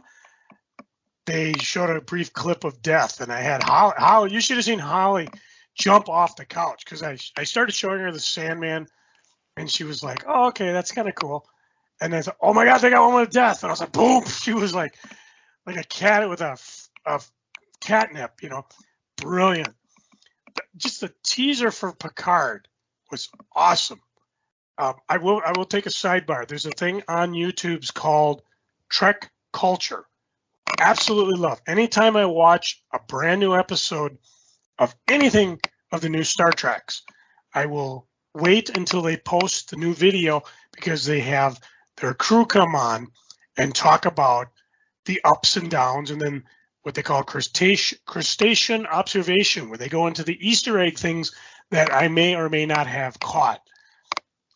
And they did it with Picard. They did it with Lower Deck because Lower Deck had a really, their whole thing on Trek Culture was just talking about all the little tiny references from the trailer. And Lower Deck's not that far away. I think end of August. Sandman will probably be less than 4 days away from this when this podcast drops. So I'm looking forward to both of those. Anyways, Trek Culture is trying to get up to 250 subscribers. Check them out. Tons of other things, you know, all Star Trek nerdy stuff. Like I watched one the other day, 10 top secret things of Star Trek. And of course, with the comments, you can always say yes or no, whether you agree or not. Like them, subscribe them, help them out, and mention our podcast because it would be a gas to have them come on here. Black Panther trailer was another one. So I am totally gamed. I know there's been some blowback, especially by people who are superhero tired, and especially when they did the whole thing going up to phase 6. Tell your friends that are freaking out, do you read every single comic book that comes out? Hopefully they say, no, I don't even read comic books. That's not the right answer. But anyways, they're like that. You don't have to watch everything. Pick and choose what you like. Some people like Black Panther. Some people like Guardians. Not everything is a cup of tea. I think Doctor Strange failed because, as we talked about, they should have said this is more a horror movie, not a superhero movie, which is why it freaked everybody out when, I loved it. I thought it was great. I watched Eternals. I watched Shang-Chi. I liked these shows. I haven't watched Ms. Marvel. I haven't watched Moon Knight. I haven't gone back and watched Scarlet Witch.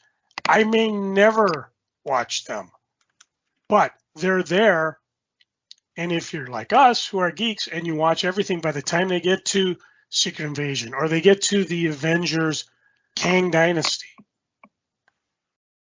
that is what the payoff is for those of us who invest into everything. And they can be accessed. Like when my wife watched Avengers with me, I kind of gave her a little heads up. She knew who everybody was. This one might be a little more difficult because they don't have the main guys. Or will they?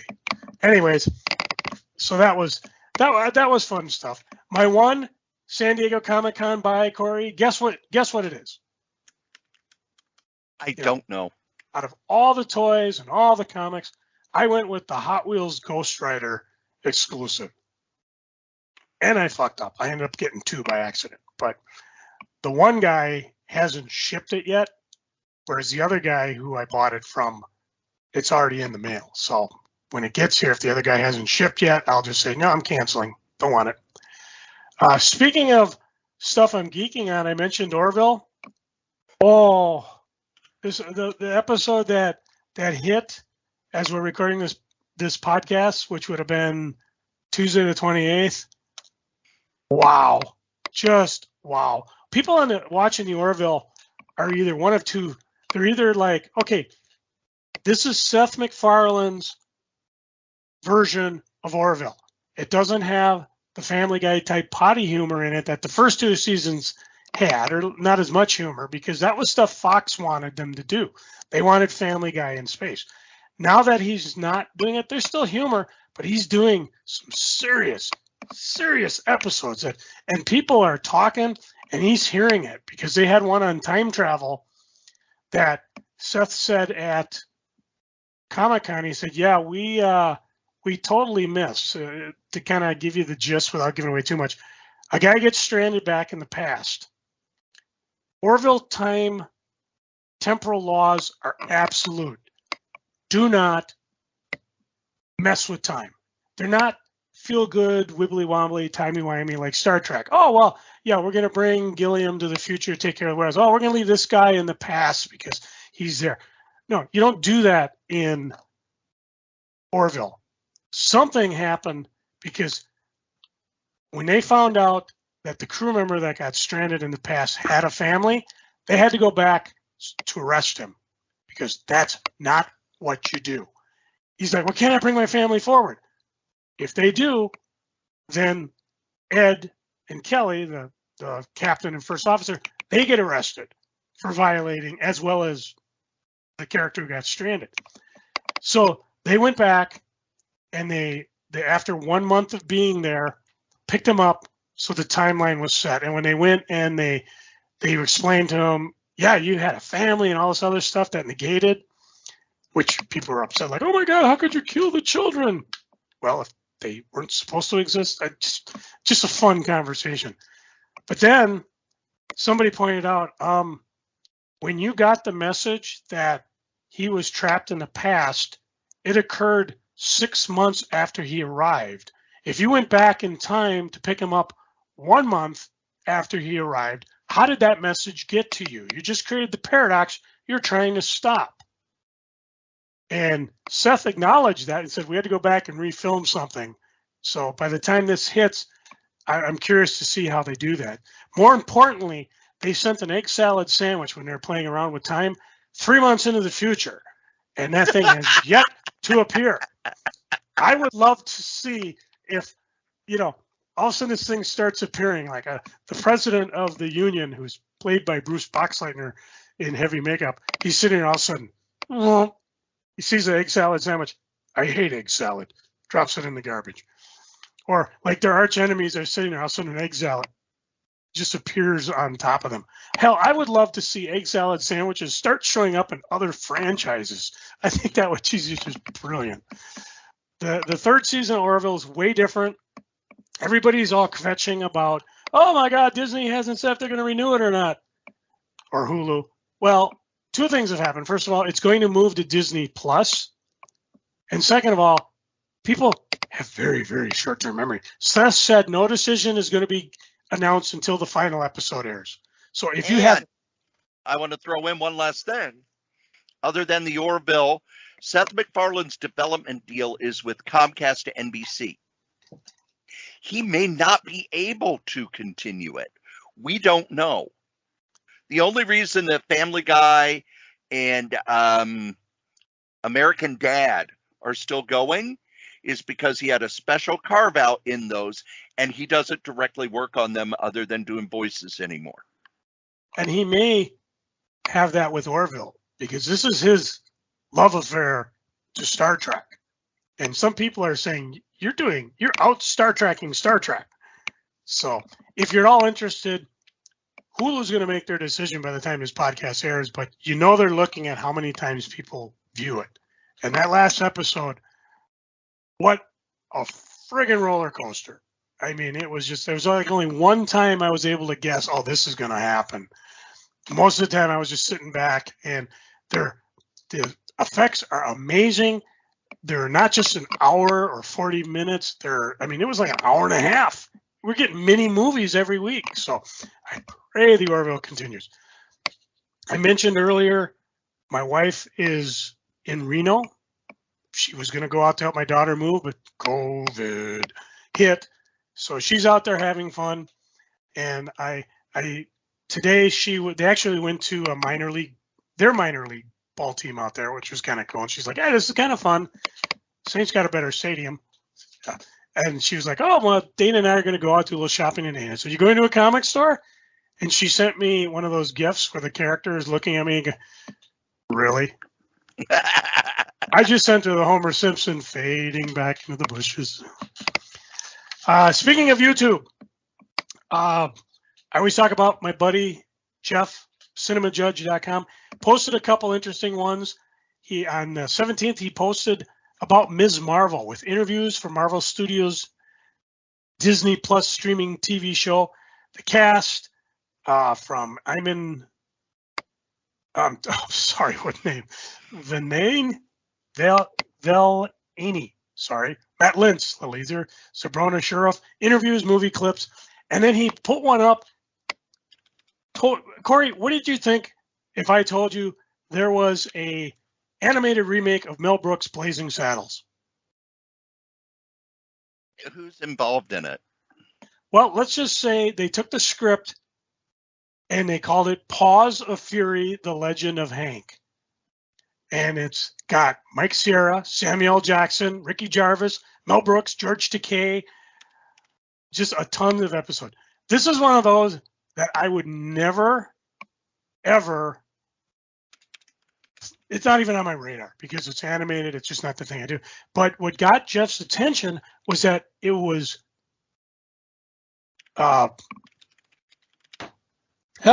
Richard Pryor's credits on who wrote it. And he's like, "What?" And they didn't advertise it as an animated Blazing Saddles, although the writers of the original film received screenplay credit. And it's already in and out of the theaters, and I think it's online. So if you're really interested, check out Paws of Fury, Legends of Hank. I'll probably be doing that whenever my next RDO rolls around. You know what I'd like to see? I'd like to see the Blazing Saddles TV series they filmed and never aired more than the pilot.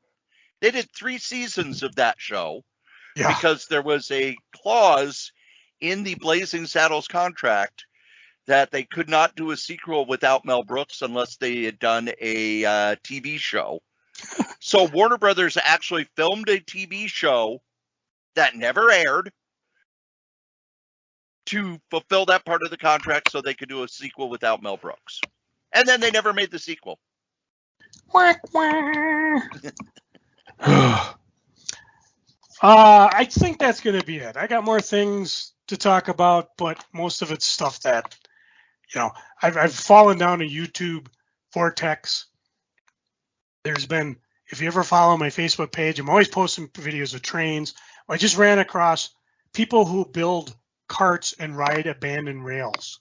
And a lot of it's out in the desert Southwest. It's a lot of fun. I was kind of heartbroken because there's one line, Eagle Mountain. Apparently, guys were riding it and they ran across some equipment. They're taking the rails down. And they're like, "Why are they doing this?" Well, probably scrap metal. But it's really sad because it's a great way to see the country. And as I'm watching these guys scoot on their rails, I'm like, wow, this is an amazing area that they ran rails. And sometimes they were up into the 1980s, 1990s before they abandoned the rail line. They actually had one locally where the guys got and they rode the abandoned Ford plant line. It goes from almost downtown St. Paul to the Highland area. And that was kind of fun just because you're like, wait a minute. I know that. That's the Schmidt beer plant that they turned into condos that there's no way in hell I'll ever be able to afford. So anyways, that was just a lot of fun. I found some other interesting things, but I'll save it for next time. Cory, what you geeking on? Now, the Ring of Honor pay-per-view that I covered on Saturday, utterly fantastic. But the thing that was the most fun, I was recording with Mike Johnson as we went over the show. And at the end, he said he got an email asking about his reaction to the Marvel movies and everything. And he talked about Star Wars. He said, oh, we're going to get the Beyonder and we're going to get Battle World. And I said, Mike, no. Look at the other stuff they're doing. This is the 2016 Secret Wars. And just his reaction of, first he was mad because he wanted the original Secret Wars, and then it was, oh crap. I love other people's reactions like that. Because they've already been hinting that that's what they're headed toward. If you watch the movies and pay attention, they're heading toward the Secret Wars, because in Multiverse of Madness and the Spider-Man movie, they mention incursions. They don't drop stuff like that if they're not going to use it. I'm curious though, when you saw that, I didn't see anything on X-Men. No. I mean, I saw Fantastic Four Phase 6, although I've been hearing they're going to drop them probably. I was real surprised by that. You noticed there were a lot of blank spaces on that too, though, didn't you? Yeah, and I'm pretty sure they're already talking. Well, whatever. I don't want to. I'm already geeking on it. That's all I can say. There was one thing that came out after San Diego that got me geeking, and that is Jonathan Hickman has signed to do another series for Marvel. They're starting the teasers already. Yay! They've also announced in the previews that you're going to get in a week or so, Joe, there's a new Spider-Man series written by Dan Slott. I thought when they said, oh, it's the end of the Spider-Verse, it was just going to be a mini-series. Nope, it's a new series. Dan Slott has come back to Spider-Man. Still don't know who's taking over Fantastic Four, but Dan Slott is going to have his own Spider-Man book. And then the current team of Zeb Wells and John Romita Jr. are going to continue on Amazing Spider-Man. I did get Spider-Man number 900, which had a lead story by Zeb Wells and Ed McGuinness. Oh, it's a lot of fun. It's a new version of the Sinister Six, the Sinister Seven. And I'm not going to spoil it, but it was so much fun. One other thing about brand new comics is the new issue of Ant-Man. You know what they've brought back, Joe? What's that? See issue blah, blah, blah. And they're saying, see issue blah, blah, blah in Marvel Unlimited. So, yes, they're going to be having the footnotes again because they can refer people to Marvel Unlimited. And it's a great sales tactic for Marvel Unlimited. Well, and even for Marvel Comics, because that's, as a kid, that's what got me, and as a collector, that's what got me going. It's like, oh, I got to go pick up this issue.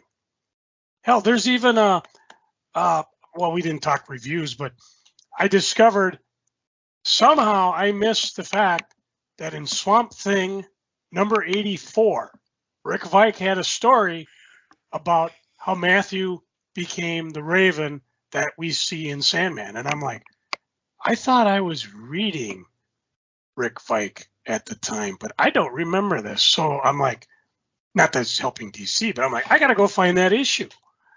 So I love things like that. And even if you don't want to interrupt the comic, put it in the letters page, because it'll have it. And if you don't want to refer to a book, that's also buy the latest Marvel Tales or the latest Epic collection, or go to Marvel Unlimited and look this up.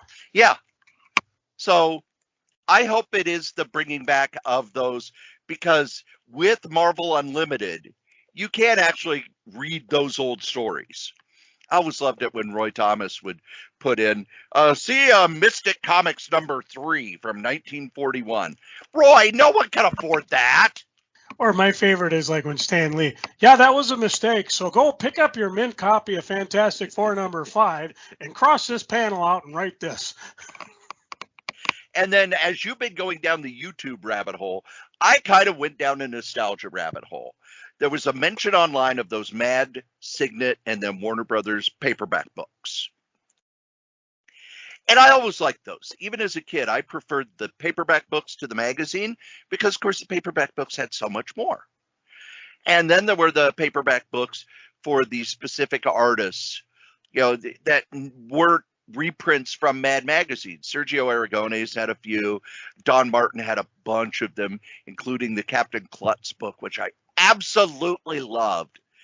But it meant that I went on the eBay and I bid on a bunch of lots, which were people who, I got 20 of these books, I'll sell them. I got 20 of these books, I'll sell them. And I've got one of those that I won that's coming to the house. But there was one that had 5 magazines, kind of. And it showed up today, and I am just geeking because it's stuff from the 80s that I had quit reading Mad. So it's new stuff that was edited by Al Feldstein and has all of the original, Gang of Idiots. First one is Mad Disco, which was a special issue of Mad. It has a flexi disc in it, which is basically it's a 33 1/3 record on the thinnest vinyl you can imagine, with 30 minutes of disco tunes. They're all available on YouTube, by the way. All you need to do is go to the YouTube, put in Mad Disco, and you can get all 4 songs. Because weren't you supposed to put a quarter on that so it wouldn't it would actually turn on the turntable? It doesn't say that, but usually you had to. But these are all stories, original stuff. It's not reprints about disco.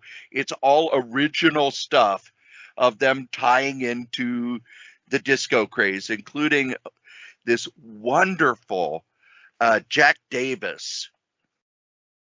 It's by Jack Davis and Dick DeBartolo. 60 minutes parody, 6 minutes, looks at the disco business. Primo Jack Davis art. Mort Drucker art I've never seen. Don Martin stuff I've never seen. Sergio Aragones stuff I've never seen. So good. Then a book that I had heard about but I never saw, and it was called Mad 84.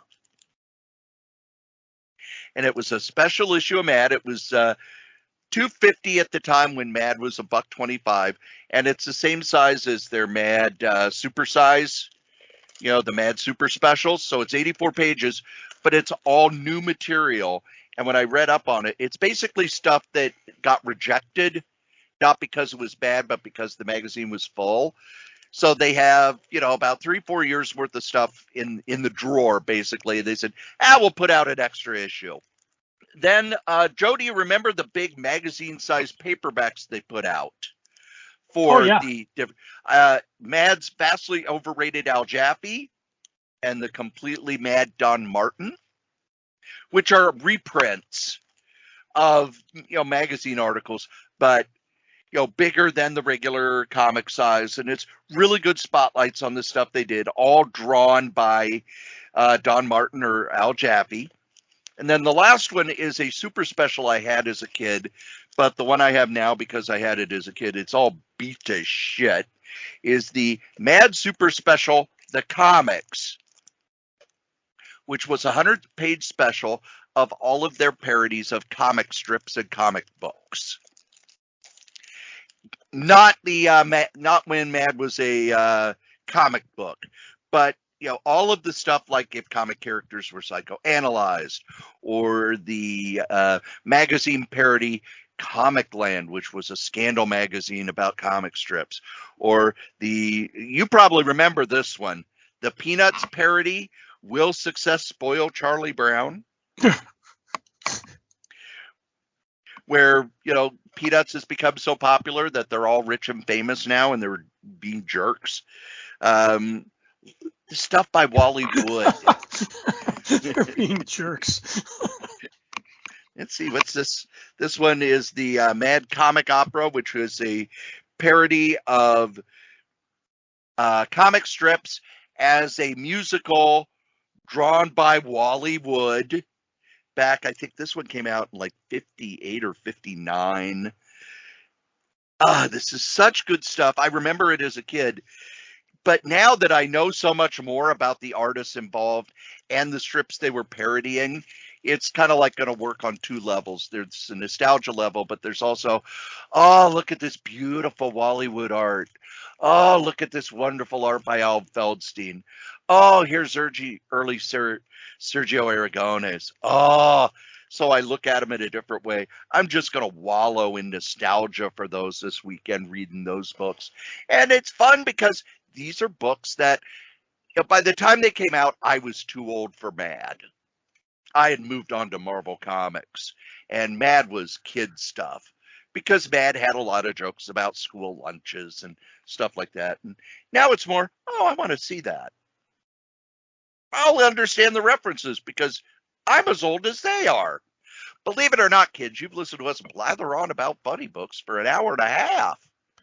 Don't you have anything better to do? I mean, thank you. And as we say every week, the comic we like the least, we still like better than the comic that you like the most. Joe? I got some good news. The World Health Organization has announced that dogs cannot contract COVID. Dogs previously held in quarantine can now be released. To be clear, who let the dogs out? Joe? I think you need to be careful if you're thinking of getting a rescue cat. Oh. My grandmother got one, and when she fell down and hurt herself, swear to God, the cat just sat there.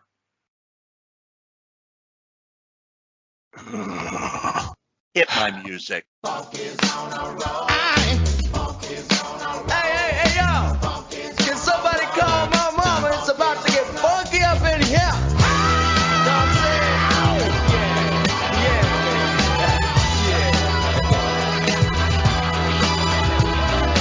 Somebody call my mama. Somebody call my mama. Somebody call my mama. What you say? Somebody please call my mama. Somebody call my mama. Somebody call my mama. Say I gotta call my mama. Get me. Somebody please call my mama. What you say now? What you got? What you got for me?